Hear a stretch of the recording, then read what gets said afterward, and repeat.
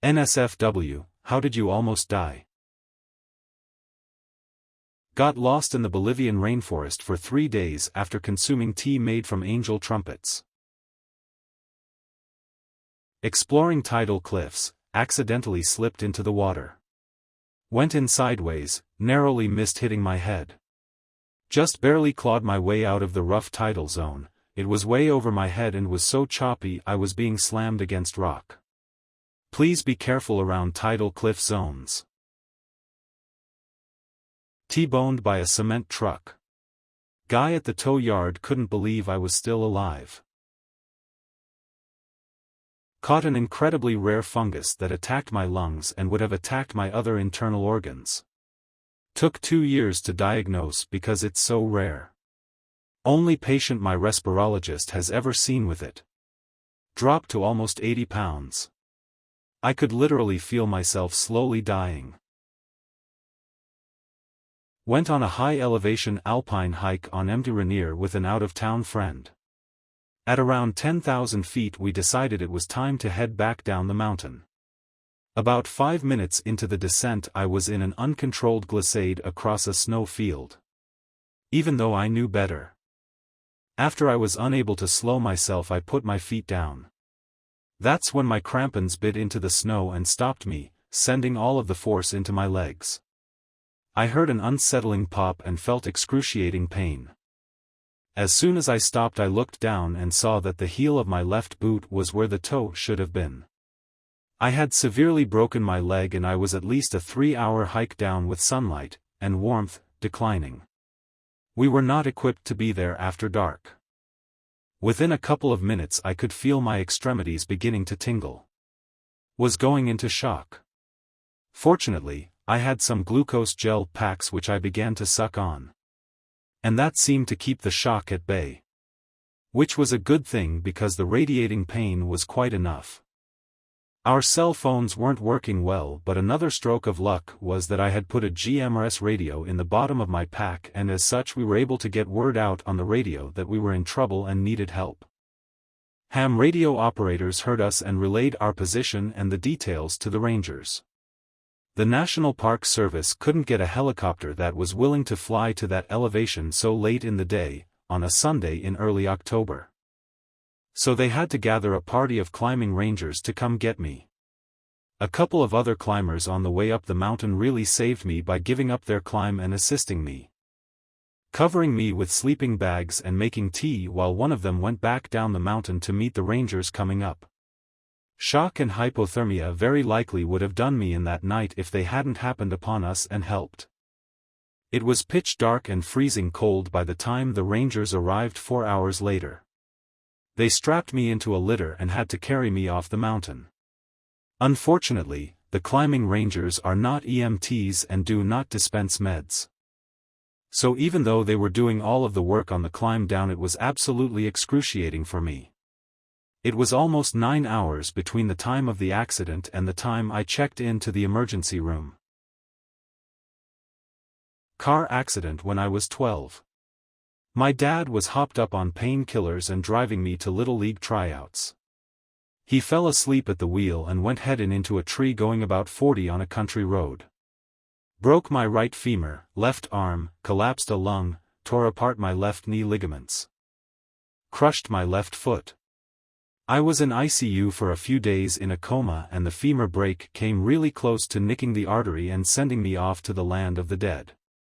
What it really killed was all of my confidence and pretty much ruined my childhood. I developed a severe anxiety disorder and became a recluse. I stopped playing sports and just stayed indoors a lot. A few weeks ago I was walking home from the grocery store late at night and noticed a homeless guy across the street looking a bit off. I wasn't sure if he was high or having mental issues or just entertaining himself. He started to cross the street diagonally towards me and had one hand stuffed in his jacket. I felt a bit uneasy about the situation, so I phoned a family member, picked up my pace, and kept looking at him to check where he was in relation to me. When my mom picked up the phone, I spoke a bit louder than usual and told her I was walking home down ABC Street. I didn't say anything about the guy. I just asked her about her day, but I wanted to be on the line with someone just in case. After a few seconds, he turned and stopped following me. Less than 12 hours later, less than 2 blocks away, someone was stabbed and nearly killed. When I saw the face of the alleged perp on the news, it was the same guy who had been following me down the street. I was pretty unnerved the day I saw that. If I were less aware of my surroundings or less trusting of my gut, who knows if it would have been me he stabbed. Double murder robbery I missed because I was doing bong rips with my ride. Ruby Tuesdays, 1998, July 4th. If I'd been on time to work that day instead of 10 minutes late, I'd be dead, too. I went in the back before the cops even secured the place. Saw too much. Miss you, Joanna. And I know your little boy is happy and healthy and with your family. A meth overdose. I was 22, deep in the midst of addiction, hadn't eaten for 2 weeks or drank anything for days. I was somewhat forced to shoot up. During this time I was an addict. The person supplying me was an abusive ex. He told me if I didn't shoot up I wasn't allowed to use anymore. So I did. He did it for me, chose how much, stuck my arm, and I immediately blanked out. I don't remember much of that day other than honestly believing it was the end and I was going to die. I quit using after that and moved away from him, and I've been clean from it since. Next month makes 8 years clean. For a laugh, I took a big lungful of helium from the tank at work as I was leaving, walked out back to where my friends were waiting for me, was going to say something in a funny helium voice when I saw them, but I apparently blacked out once I got outside. Walked across the road and face planted in the dirt. Scraped my ear on a piece of rebar that was sticking out of the ground about 18 inches. Had I been a bit to the left, it would have gone straight through my head. My friend said I went into convulsions for a bit. And then I stood up confused. I got drugged at a local bar when I was, I think, 25. It was the scariest thing in hindsight. I was at the bar, talking to the bartender, then next thing I knew I was half-conscious laying in the bathroom covered in vomit. There is a whole block of time that I lost and cannot remember for the life of me, but everything before that and after waking up in the bathroom, I remember fine. I was in and out of consciousness.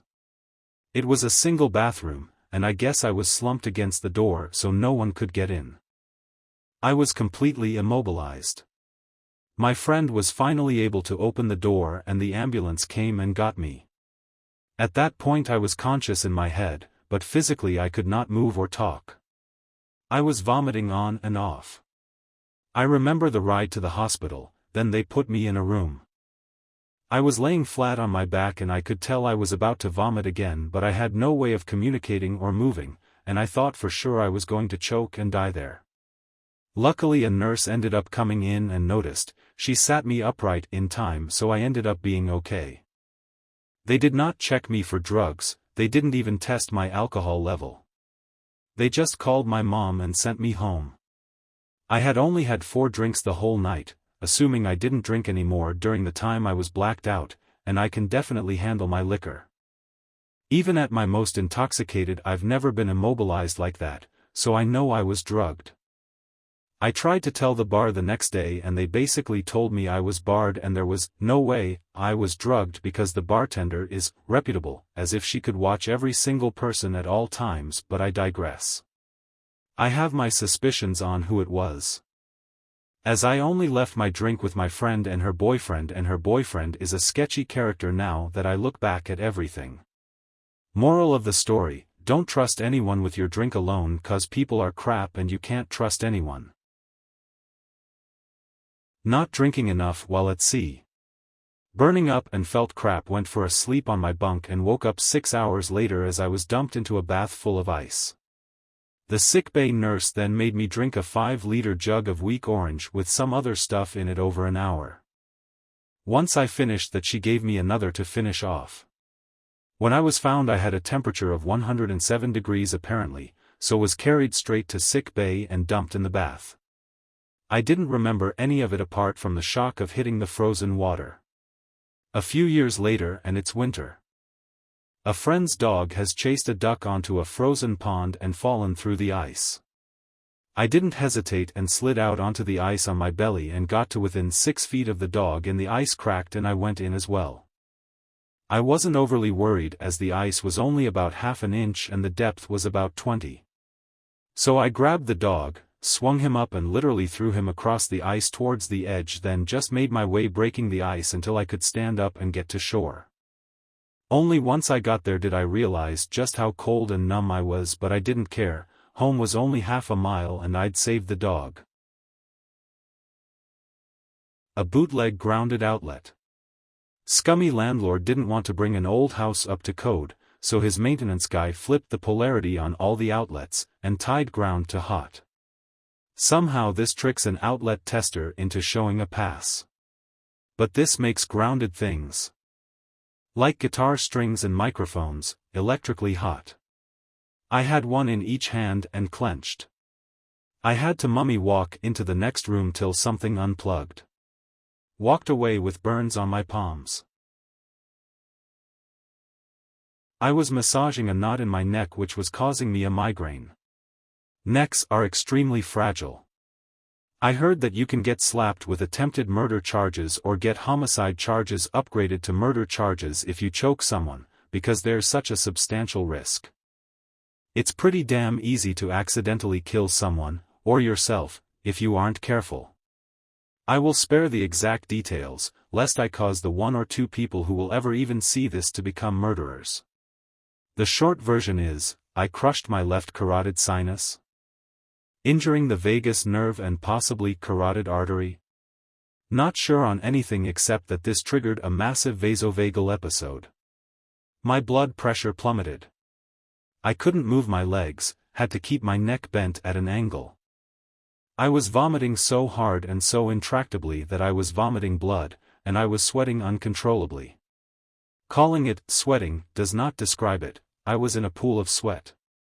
I could see it actually jetting out of my pores. Jetting might be dramatic, but I mean to say, there was some water pressure behind it, which I didn't think the human body could do. They couldn't get an EKG on me because I was sweating so hard. When a vasovagal episode happens, it's often due to some kind of psychological trigger. This is the same reflex that causes some people to, say, faint at the sight of blood or needles. It's all information stored in the physiology of the human body, which is why doing things like holding ice to or splashing water on the neck is helpful for coping with phobia triggers that provoke fainting.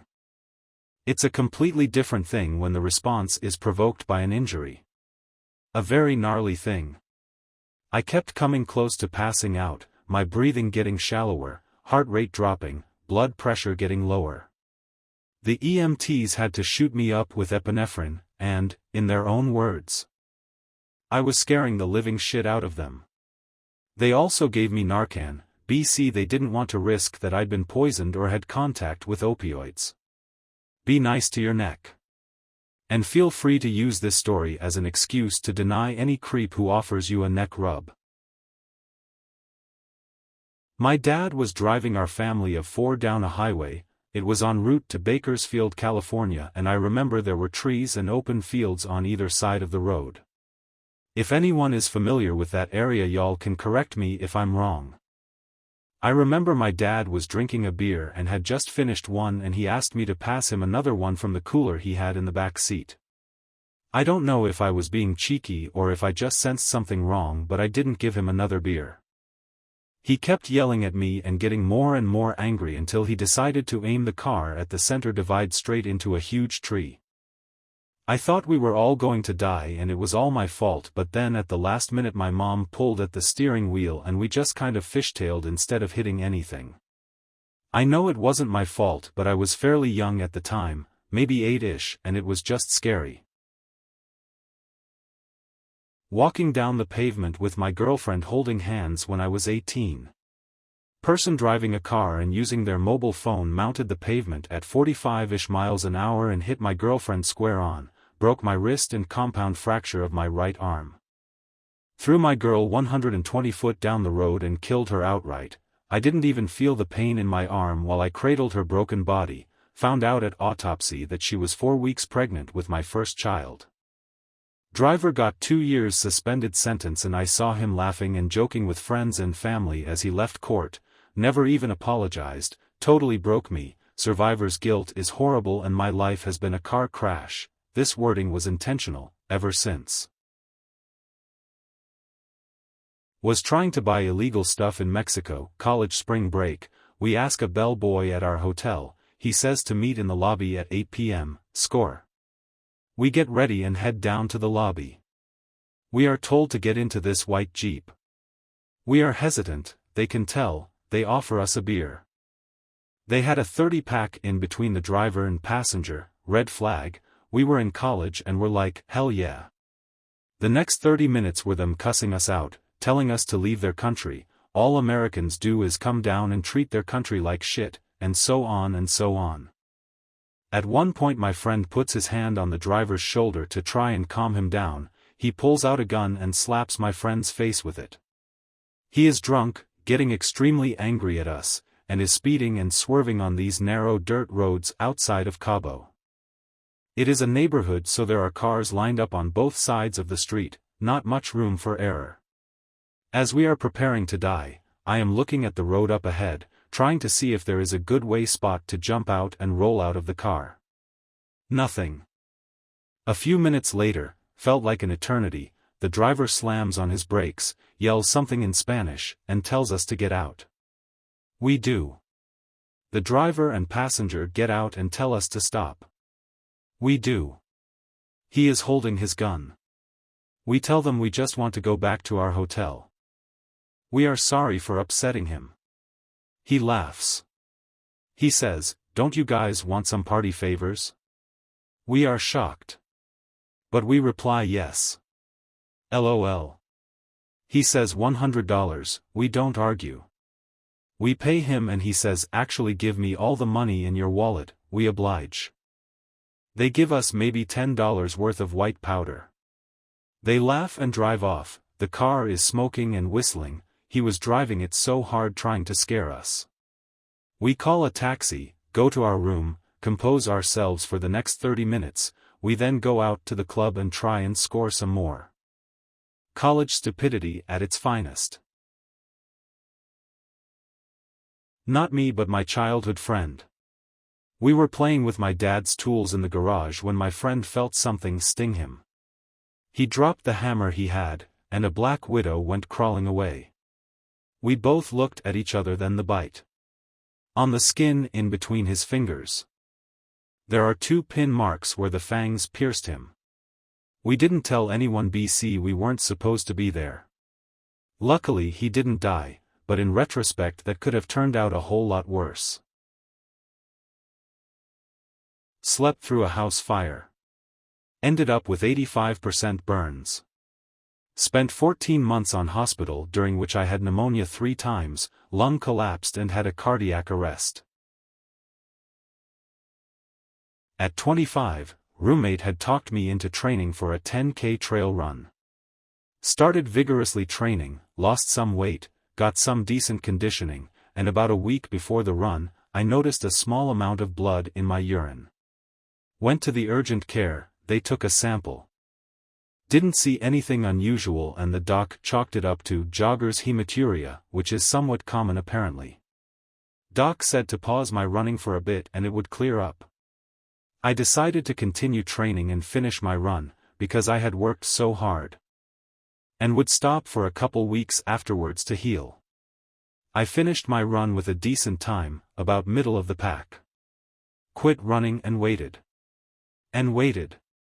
Nothing was clearing up, if anything it was getting worse, and then pain started to accompany the blood. Then it would get darker and darker, until clots would come out. Me being dumb was still going off the doctor's original claim that it would clear up on its own. One night, we decided to go watch Avatar in the theaters, and I got a large drink. Held the pee during the whole movie because I didn't want to miss anything. After, went to the bathroom and felt dizzy, so we went home and I laid down to rest. Middle of the night, had to pee again, so got up, went a lot and it was so much blood it was like a murder scene. Finished and walking back to my room I passed out, and luckily hit my roommate's door on my way down, waking him up. He got me up and we went to the ER. After multiple tests, a CT scan discovered a tumor in my bladder that had grown to 6 centimeters, and every time I relieved my bladder, the pressure burst blood vessels supplying it. I had 4 units of blood transfused. Doc says I was lucky I didn't die right on the floor of my apartment. That roommate was the best man at my wedding a few years later, and is the godfather of our daughter. I was 20, and on my way to work on a Saturday morning. I had a '95 Chevrolet Monte Carlo. Driving behind me was a mid-2000s Chevrolet Impala. He was swerving all over the road. He'd get right up on my rear bumper, swerve, fall behind, swerve, speed up, repeat. I tried to ignore him and kept driving. First mistake, eventually he fell out of sight.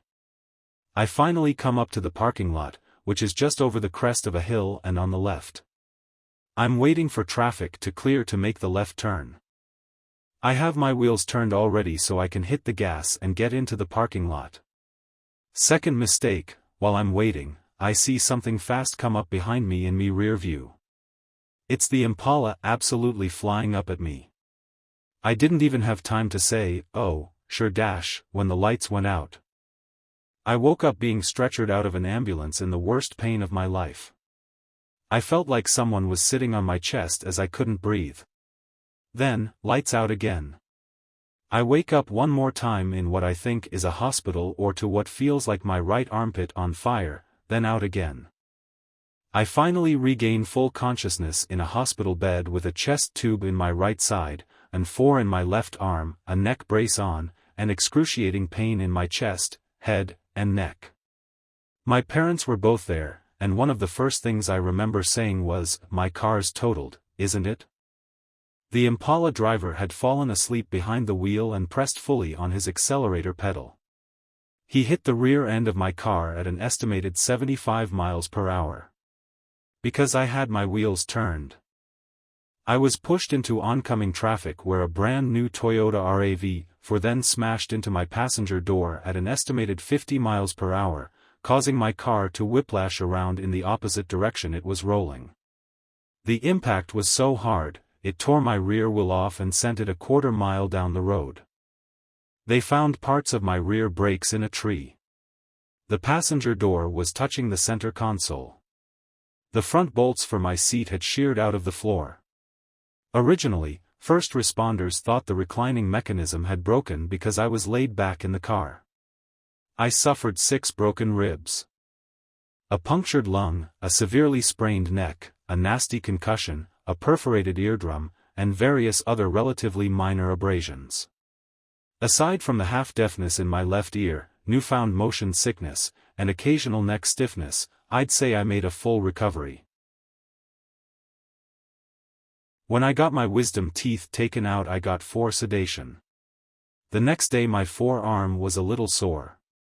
The next day it was more sore and a little red, so I called the oral surgeon who said it was fine, just take some Advil. The next day it was more red and more sore. Same advice from the oral surgeon. The next day the redness was tracking up my vein, and the oral surgeon said it was fine. The first nurse on the other hand firmly said to drop whatever I was doing and go straight to the ER. When I got to the ER they skipped me ahead of everyone in the waiting room and straight back to put different broad-spectrum antibiotics IVs in each arm, and started me on a third one in pill form because I had a blood infection. I specifically remember them saying something to the effect of, "We don't have time to figure out what it is, we just need to kill it." When I was 3 I tripped over my shoelace and dove into a marble table. The table shattered my nose and skull. It also fully exposed my eye, all the way past my temple. They had to remove pieces of marble from my brain. Doctors told my parents to start considering funeral arrangements. I'm now 34.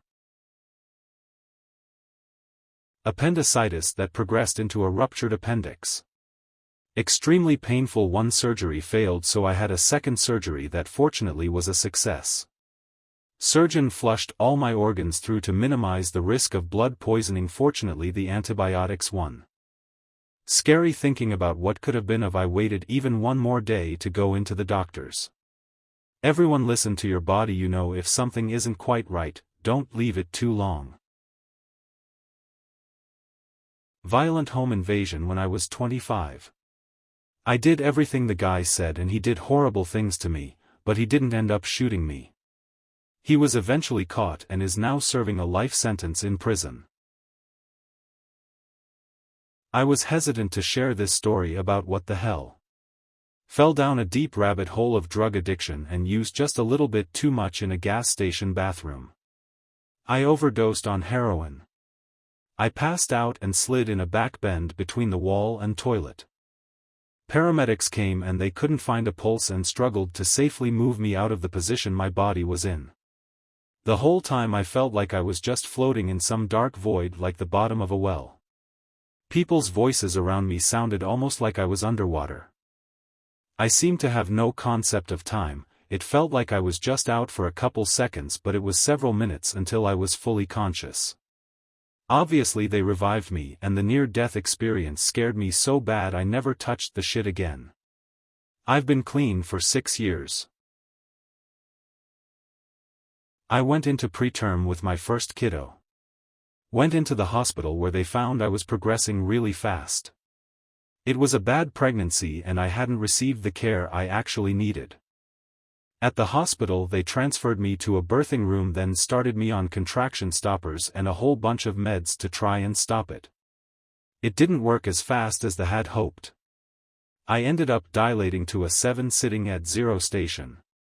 It was excruciating. I could reach down and feel the baby's head. It was bad. They had the contractions holding at every 2 minutes.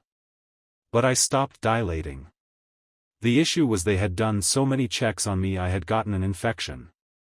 I was in hospital for 2 weeks doing this whole thing for 2 weeks. I was progressively getting more ill. Time comes and I'm vomiting every day, still battling contractions. Week 2 at this point. Still 7 centimeters dilated, still 0 station. They had the nerve to send me home. At discharge I was running 104 degrees fever. I couldn't walk because I was so sick. They literally had to load me into the car. At this point all I remember is looking over and crying, begging my husband to take me to a different hospital for help. He drove me to a different hospital and they wheeled me in. I don't remember much from this. I do however remember being transferred onto the bed by the EMTs and the OBGYN running in and holding my hand. She grabbed my hand and held my face and told me she was going to save us and to trust her. I was later told I was so out of it I was begging to have someone save the baby. I was 34 weeks at this point and they couldn't get the baby's heart rate. They ended taking the baby and we both came super close to the point they told us they were amazed we survived it. I have never fully recovered from it. My kiddo turned 7 soon and you would never guess she was so sick when she was born. I'm now really good friends with OBGYN to the point we do Thanksgiving together. Without her I don't believe we would have survived the delivery. It was bad. She is an angel and one of the best dang high-risk options I've ever seen. A tree fell on me. Midsummer doing tree work for a landscape company on Cape Cod. We were tasked with removing dozens of dead oaks that peppered a client's 75-acre estate. We were a week into the job and had gotten pretty comfortable/complacent with felling some large trees. It was my turn to take on a very large Y-shaped oak roughly 3 feet in diameter. The tree was located on a slight hill, so it looked like a pretty cut and dry notch and drop using gravity. I make my notch and as I'm cutting the tree twists and falls laterally rather than down the hill. The tree ends up getting caught in another young sapling in between the Y-shape at the very top.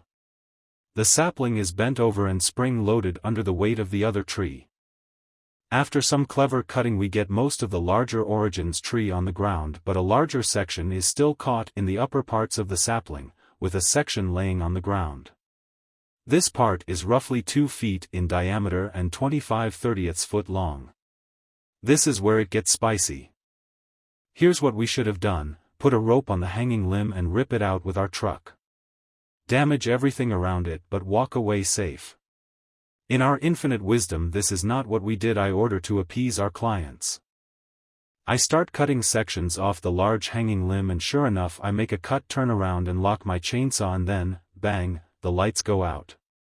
I come to pinned underneath the limb, which had basically slingshot up into the air and then come sliding out of the other tree like a half-ton pile driver, hitting me in the back behind my right shoulder. So there I am, pinned underneath a tree. And the next thing I see is my buddy's boots next to my face, and I can feel the tree move above me ever so slightly. It was one of those adrenaline-fueled moments where people get Herculean strength. Saw it firsthand. He went back later and tried to move the tree and couldn't. I know this my only chance at freedom, and I slide out from under the tree and gather myself on my knees. Dazed and confused, I am kneeling, spitting up blood, chunks of teeth and dip spit, Copenhagen fine cut. Which, if you know, is like the consistency of dirt and has basically coated my mouth, cause, as I later come to find out, my face had hit a rock as I was driven into the ground. This rock was also about 3 inches from my chainsaw blade. All of this is happening, and for some reason I can't hear anything. Finally dawns on me my earplugs are still in, so I take those out and all I can hear is my friend screaming, "Are you okay? Do we need an ambulance?" I initially said yes, then remembered how poor I was and that we were in the middle of bum-fuck nowhere and it'd be just faster to get in the truck and drive. My buddy gets me up and gets his arm around me, and we wobbly walk to the truck together. I can feel my lip is sort of weird feeling, and when I get to the truck I look in the mirror and see almost half my top lip has been cut off and is hanging from my face. We hop in the truck and take off. 5 minutes into the drive my vision starts to tunnel and I know the lights are going out, so I blast the radio and stick my head out the window, which does the trick and I don't pass out. Ironically, I think the song playing was Kesha, Timber. We get to the ER where I walk in under my own power. Lo and behold, there's no one at the front desk. So I'm standing there, blood dripping down my face with a paper water cup full of blood and Copenhagen fine cut, trying to catch it all so I don't make a mess, ringing a bell for assistance. Nurse comes out without looking at me and asks, "What can I do for you?" as she hands me a clipboard. She finally looks up and her eyes go wide. This happens as I'm writing my reason for visit today, which was, a tree fell on me, which I thought was hilarious. She rushes around and gets me immediately seated in a wheelchair and gives me a neck brace. I end up with 37 stitches in my face/mouth and a couple cracked teeth. Figured if the tree had hit me a couple inches to the right it would have knocked my head clean off or paralyzed me at a minimum. Was the stereotypical man who refuses to seek medical help and allowed a condition to get progressively worse over 12 months until finally my mother had to yell at a doctor to get her to admit me to hospital. Good job she did too. My blood results were all over the place and my large intestine had become so inflamed it had all but closed up. 8 weeks in hospital, several blood transfusions and an insane amount of meds, and was back to normal-ish. Looking back, it's incredible to think that with enough determination and denial you can convince yourself you are fine when you are pretty close to dead, and how quickly the symptoms you are showing become normal to you. Moral of the story: if you think there's something wrong, make sure you seek help, don't man up and ignore it. Is moral the right word? Probably. Riding my motorcycle in the mountains, took a turn too wide and hit dirt on shoulder. Instant low slide from traction loss and me and the bike slid off a cliff. Bike hit a pile of rocks and flips up in the air and off the cliff. I slide just past the rocks and narrowly miss some trees on my other side and basically through the gap. I fall off the cliff and turns out it's about a 5-foot drop with another 20 feet or so of slightly sloped ground, and I stop sliding with about an arm's length from the edge of that. Look down, see at least 1,000 feet of 90 degrees vertical drop. So had I gone 1 mile per hour faster, I was a goner. Even luckier, because the bike flipped up from hitting the rocks, it got caught in a tree mid-trunk. And I was able to save it by pulling it down with a rope from a truck that stopped to help. No injuries at all due to helmet and full-body leather suit. Wear your gears, people. My maths teacher wouldn't open the window in our very stuffy classroom. This induced an asthma attack and she denied me going to the bathroom because she thought I was faking. 3 hours later I came round from an asthma attack, being told I was hanging by a thread.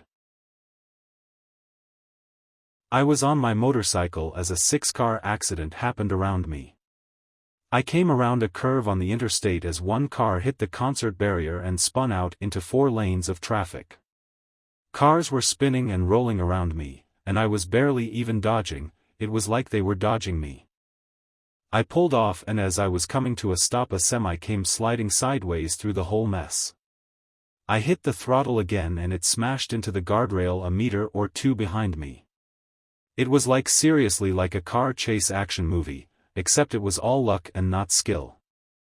The throttle punch at the end was the only thing that was on purpose. Was walking along not paying attention like an idiot, and stepped out in front of a double-decker bus. The guy behind me grabbed the hood of my sweater and yanked me back, but I was close enough that the bus still smacked into and broke my leading foot. If he hadn't been there, or I wasn't wearing a hoodie, or I was a bit heavier, that would have been my head. My parents didn't believe I was in agonizing pain, so I went back to partying. Next day the pain was back, stood my ground, went to the hospital. Doctor finally comes to inform me I have a heart infection, wouldn't have needed to come in the next day. When I was 8, I very nearly drowned in a swimming pool in France. I was playing on the divider between the deep and shallow areas, which was effectively a row of large boulders, and slipped between 2 of them, getting my leg firmly stuck, and badly cut up in the process. I was trapped, hanging upside down in the water, and unable to twist my leg at all. The only sign that anything was happening on the surface was the very tip of my foot sticking out, mostly obscured by the boulders, so there wasn't a good chance that anyone would spot anything unusual. I remember looking at all these upside-down legs moving in the water and thinking, this is how I'm going to die. In France. After what felt like an age, I vaguely remember seeing 2 big hairy legs move towards me, and next thing I knew I was forcefully yanked out of the water, with blood dripping into my eyes. The guy carried me to the side and made sure I was all right. No idea what would have happened if he hadn't noticed. I was born somewhat premature and my small intestine hadn't fully hollowed out, so I had to be airlifted to another hospital and have that section cut out.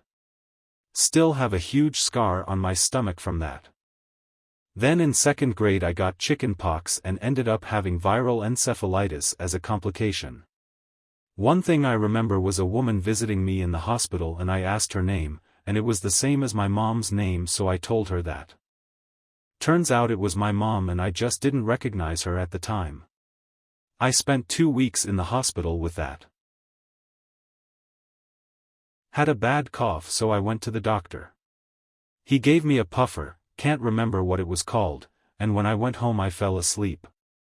Something woke me up from a dead sleep and when I sat up I started having a hard time breathing. I couldn't talk at all, so I had to write on a pad of paper to tell my boyfriend, now husband, to take me to the hospital.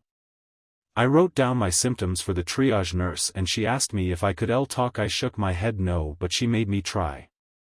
I choked out an okay, and she said I could talk and said I could go home since I'm just sick or I could wait. I waited 4 hours in the waiting room and couldn't get a great breath unless I was sipping water. It was getting frustrating watching people go in before me. I know a lot of them had good reason to be there, but with how few people were actually there was evident she kept me as the lowest priority. When I finally went in I was feeling like death and even the few tests they did were like torture.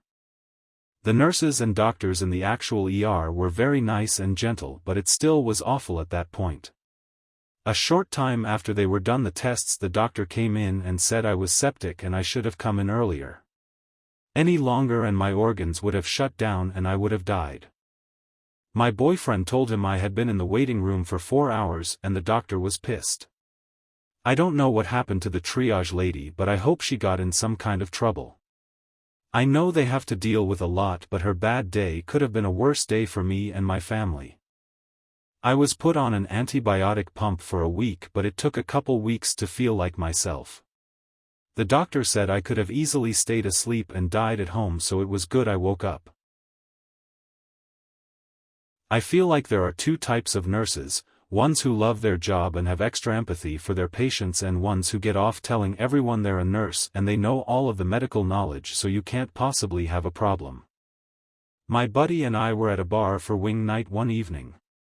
He suddenly tensed up and started making the universal sign for choking.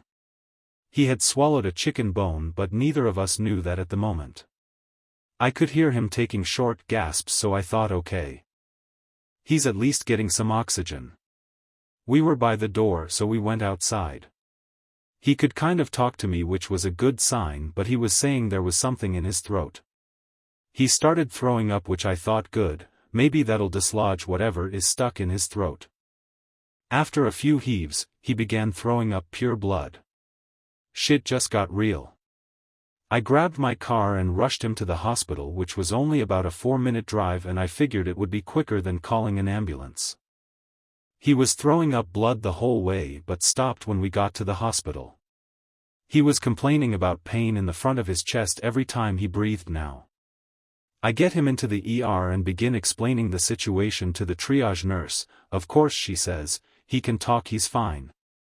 The blood was probably just an irritated throat, and throwing up can cause muscle soreness. Completely disregarded that it was a lot of blood, not just specks of blood in the vomit, and that the pain was in his upper chest, not his abs. We have to wait in the waiting room, and my buddy keeps going to the bathroom to throw up. He comes back and now he's complaining about his chest and back hurting with every breath. I tell the same ER nurse and she, annoyed, brushed me off and said he's fine, the doctor will see him eventually. After about 2 hours he gets taken back. The doctor ends up ordering a scope to see if he may have ruptured his stomach lining.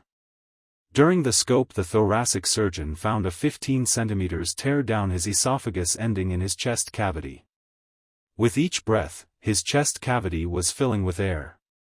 Food particles and fluid, creating tension, pneumothorax, pressure on his lungs and heart, and it had built up so much that it was threatening to collapse his lungs. We explained to the surgeon that we had explained these progression of symptoms to the triage nurse, and he was furious he wasn't seen sooner. I understand how much shit, literally and figuratively, nurses have to deal with, especially in the ER. But I felt that nurse was unprofessional at best and willingly negligent at worst. I remember that night and how frustrating it was to not have my concerns or my friend's obvious medical distress taken seriously. I remind myself of that every time I respond on a fire call with my fire department, whether it's a medical assist, a car accident, or an old lady whose circuit breaker tripped and she didn't know what happened. A willingness to listen to somebody who has come to you for help is the biggest sign of professionalism. In high school, I was waiting at a crowded bus stop when a friend called. I stepped to the side so I could hear him better, and immediately 2 people pulled me away. Turns out I had stepped right in front of a bus that was pulling in. Thanks, guys. I'm a paratrooper in the 82nd Airborne Division and had the, now rare, misfortune of suffering a static line injury. Essentially, the cable that opens my chute is attached to the top of my chute and the inside of the plane. Through bad luck, I ended up with too much slack and it wrapped my arm. I bounced off of the outside of the plane and my parachute was too twisted to open properly. I ended up with a torn bicep and shattered shoulder blade. All things considered, my injury should have been way worse, and I'm lucky to be alive. The ocean versus me at 12. Me and my sister loved doing this thing, where we would let ourselves get hit by large waves. The feeling of getting pulled in and slammed down as a kid was exhilarating. Well, one day, the ocean was unusually rough. The waves were gigantic and there were rip tides. My dad told us we can't go in the ocean. But the waves were so huge, we had to give it a try. We snuck off. Sat in front of our impending doom. This 8 to 10 foot wave starts coming in. Takes all the water with it. When it began to crest, I got the, oh shit this is going to hurt, feeling, but at this point it was too far to go back. It comes and picks me and my sister, slams me face first on the beach. Scratches the fuck out of my face and arms on the beach shells. Most waves when they crash, there is very little water left on the beach. Yet, this one was so huge, it left a ton. Enough that we were both strong swimmers, but the current still could pull us back into the next one. It did this 2 to 3 times. Until we were both either concussed or tired enough that we couldn't fight back. The last one pulled us deep in the ocean. We tried to swim toward the beach, but to no avail, we kept going further and further. But an old man, probably in his 60s, spotted us. He swam up to us. But he only grabbed my sister. Begun to trek back to the beach. So, I'm there. 12, probably concussed, bleeding, very tried, just looking at the shoreline, it gets so far, I can barely see the shoreline. Alone, am like okay, lol, fuck this is how I die. Remember pondering my death. But I was too tired to do anything but just stay afloat. After what seemed like an eternity, the old man swims back and finds me. Takes me to shore. Besides the ass beating I got from my dad, I also was traumatized by the ocean. I probably didn't go back in it for like 4 years. Even today, I'll go. But it's just uneasy feelings and definitely not going deeper than I can stand. My wife went on a weekend away with friends. We lived in a little old wood house with a gas heater built into the floor of the hallway. It was late spring, and the heater was kept turned off by pushing the thermostat way down. 59°F was as low as it went. I went out with some friends and came home late, went to sleep. A cold front blew in and at around 5 a.m. the temperature dropped to 58°F in the house. We kept a throw rug over the floor grate in the hall most of the year to keep out dust. I awoke to smoke filling the air and the sound of the smoke alarm. I sat up in bed and looked down the hall just in time to see the throw rug burst into flames. I jumped up, grabbed it by the corner and ran outside, hosed it off. I went back in and got the pets into the yard. Woke up my neighbor, and then realized that without the smoke alarm I would be dead. I would have suffocated and the house would have burned up like a book of matches. Smoke alarm saved my life. I was driving on the highway in New England after a particularly fierce snowstorm which quickly turned everything to ice. Some jackass didn't clear off the top of their SUV. A chunk of ice the size of a small person came sailing off the top of their car and into my windshield. Luckily, the ice hit high and hit the windshield plus the top frame of my car. So the ice didn't go through the windshield. I was covered head to toe in glass and immediately started crying. But if that ice had hit an inch or 2 lower, I likely wouldn't be here. When I was barely 6 months old I had a really high fever.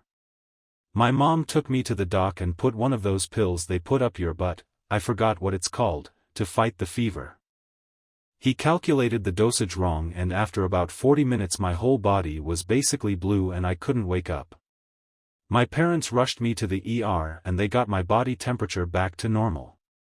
The doctor calculated the dosage wrong due to my weight. I was a fairly fat baby but not as fat as he thought I was. I told this story once before in another thread, but when I was 17 I was trying to get home from my after-school job in a nasty snowstorm. At the time I lived far out in the country and was going down some pretty treacherous roads. I took a turn a little too sharp and ended up in a ditch. I couldn't get out no matter how hard I tried, and I knew I couldn't stay there. My folks were out of town and my cell had no reception. No one would even come looking for me until morning. Luckily, I had my little survival kit in the trunk. I put on my snow boots, heavy coat, and wrapped myself in a blanket, grabbed my whistle and some road flares. My thought was that if I got into a bad situation, then maybe the road flares and whistle would alert someone to my location. Looking back, I probably should have just stayed with my truck, but I was young and stubborn back then and thought I was invincible. I knew there was a large church about 2 miles or so away at the bottom of a hill, so I started walking along the dark country road in that direction. I hoped maybe it would be open or someone might be home in the parish next door. The wind and snow were brutal, but luckily I had enough layers to keep me warm. This road was heavily wooded on either side, and it wasn't long until I realized I wasn't alone on my journey. I heard them off in the distance at first, alerting one another to my presence. I quickened my pace, but I could feel their eyes on me, and I knew there were more than just a few of them. Coyotes were a real problem in that area around this time. Lots of reports of them killing livestock, and even a story about some trying to attack a small child playing outside his home. I was very small for a 17-year-old girl, and my mind began to race thinking of what I would do should they get a little too brave. I could hear them following along the tree line. Their footsteps were no longer quiet and careful. I was getting closer to the church. I thought about sprinting, but I was afraid that would only make their predatory instincts kick in and they'd come after me. I started making aggressive noises at them, growling and snarling and using my whistle. Hoping maybe it would scare them off. It didn't. I knew they were getting braver all the time as their numbers grew. Then I remembered the road flares in my pocket. I quickly set one off and held it out towards them as I continued to whistle and snarl at them. It was like a horror movie. I could see the light from the flare reflecting in their eyes as they hid in the tree line. I aggressively waved the flare at them and screamed at them to leave me alone. It worked. They backed off and I made a break for it, still holding the flare with one arm behind me as I ran. I made it to the church and began pounding on the door. To my extreme good fortune, the minister's wife was still there working on some costumes for the kids' Christmas play. I can't imagine how I must have looked to her standing out in the cold, covered in blankets and snow, wide-eyed and shaking. She let me in and then walked me to her home, which was the parish that was right next to the church, and let me stay with her and her family until morning, when the roads were safer and they could take me back to my truck. They were able to pull my truck out of the ditch using their much larger and more powerful truck. I was extremely grateful and thanked that family profusely for their kindness. I'll never forget how it felt to be hunted, though. It messed with me for years. I'll never forget how scared I was and how stupid and how lucky. I'll also never forget that as I was drifting off to sleep that night on a stranger's couch, I could hear their distant howls as if to remind me of just how close I came to death. Running with scissors. I was a kid and I was running up the stairs with scissors in my hand. I was holding them in a fist by the handle with the shears facing upwards. I tripped and caught myself with my elbow with less than 1 inch before I impaled the scissors into my neck. Oh. And I also OD'd on Flintstone vitamins when I was like 5 years old. Most vitamins won't cause an issue, but the amount of iron I ingested was a problem. Right after high school, I moved in with my oldest brother and his family. My brother was a drug addict and never used his money to support his family. I worked a part-time convenience store job to pay the bills and groceries. One day I came home to find him strung out and decided this was the limit. I had finally reached it. I started packing some clothes and making arrangements for somewhere else to stay. He tried guilting me at first. What about my niece and nephew? How negatively me leaving would affect them. When he knew that wouldn't work like it had in the past, he resorted to threatening me. He cornered me in the living room, blocking the only doorway out of the room. He said if I left he would kill himself. I knew he was too much of a narcissist to do that, so I told him to do what he felt he needed to. He looks to his wife and tells her to get his shotgun. That's when I realized my niece and nephew were right outside on the hallway, witnessing this whole thing. I tied rationing with him. Don't let the kids hear you say things like that, but he was too far gone. My sister-in-law did as he asked, and he proceeded to load his gun and start to put it in his mouth. I turn away from him, at which point my sister-in-law starts hysterically screaming. Something in me says turn back around. When I do, the end of the shotgun is a half-inch away from my forehead, and in the nanosecond I had to react, I instinctively duck as he pulls the trigger. A small portion of the wall behind is blown out. I can feel blood on my face from the shrapnel of the pellets, and I cannot hear a thing or think straight for maybe 5 minutes. He collapsed on the floor, in tears, because he is so sorry. I retreated to the bathroom and tried to get myself together. I don't know if it was shock or what, but I unpacked and went to bed. It was another couple of months and many more incidents before I finally got myself out of the situation. He was arrested for shooting at me. But when it went to court, his wife lied and said it accidentally went off while he was cleaning it, and I was mad at him over money and made it up. Got chased by tsunami, then nearly drowned in it. Edit: how did I survive tsunami? Well, by luck, obviously. It was 2004, I was on the coffee shop with my best friend, our body still shaking after we had experienced the 8.9 earthquake earlier. We don't know why people began to scream and running to and fro. I saw the electricity tower from far away swaying left and right, we have no idea what really happening. That's when the water slowly rising from our feet rapidly, I thought it way a massive flood. So we just run along with people. Suddenly the stream of flood, it was black, got fierce and went up to 3 meters, we're all swept away. I alone got sucked into a small store after the water breached the door, I got pulled in along with a few bikes, and a car. I got drowned under those vehicle. I thought, this is it. Somehow there's a force of stream from below, pushed me up, I slipped between the vehicles above me, not smooth though, my upper body got injured badly. As I reached the surface, there's only 30 centimeters space between the ceiling and the surface of water. Luckily, the water surface level got no higher, it's slowly degrading. There are 3 of us survive inside that small store, pretty sure there's a lot of body on the floor, below the vehicles. My best friend didn't made it. I was rafting in the Colorado River when I was 16. Our raft flipped over a waterfall.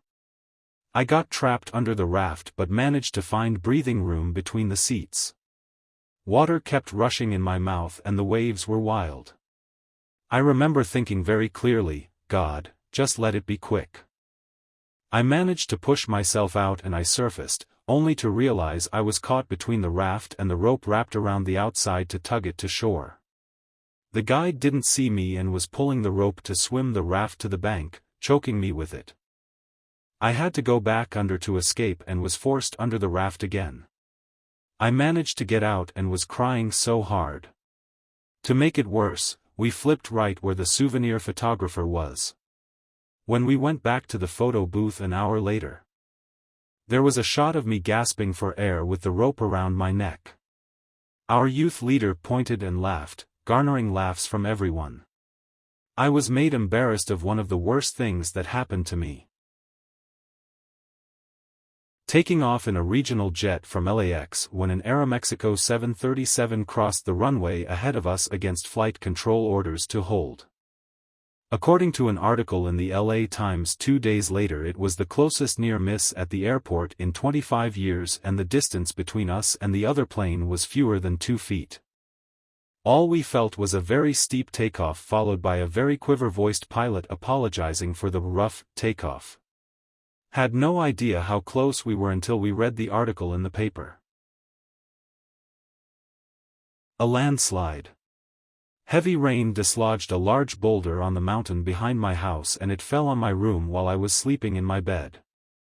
I lost consciousness and awoke in my garage, having no idea how I wasn't underneath that huge boulder. I spent 3 weeks in the hospital with a broken leg and jaw, and a concussion/blood clots in my brain, or so I was told. When I was 12 I had bronchitis and walked to my doctor's office to get checked out. On the way home I had to cross a busy intersection. Did everything I was supposed to. Waited for my turn to walk, look both ways. Started to cross and was hit by a flower delivery van trying to beat traffic. My left foot was trapped between the front tire and asphalt when he hit the brakes, essentially grinding my foot into the road. Ambulance took me to the emergency room where the same doctor I had just seen looked me over. I lived in a small town, so I had to be transported to a hospital 3 hours away that had surgeons capable of treating me. On the way there my ambulance was very nearly T-boned by an 18-wheeler. First night in the hospital they tried to hook me up to N4. The nurses tried about a dozen times to hit the vein and failed every time, collapsing 2 veins. Because my body was weak from the trauma, the bronchitis hit me hard and was set up on breathing machines.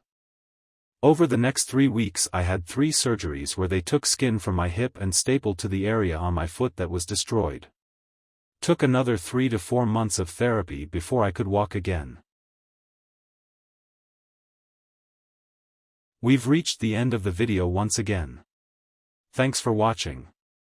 If you'd like to get notified whenever my next video drops, make sure to subscribe. I'm posting once or twice a week. Also let me know your thoughts on the stories. Until next time.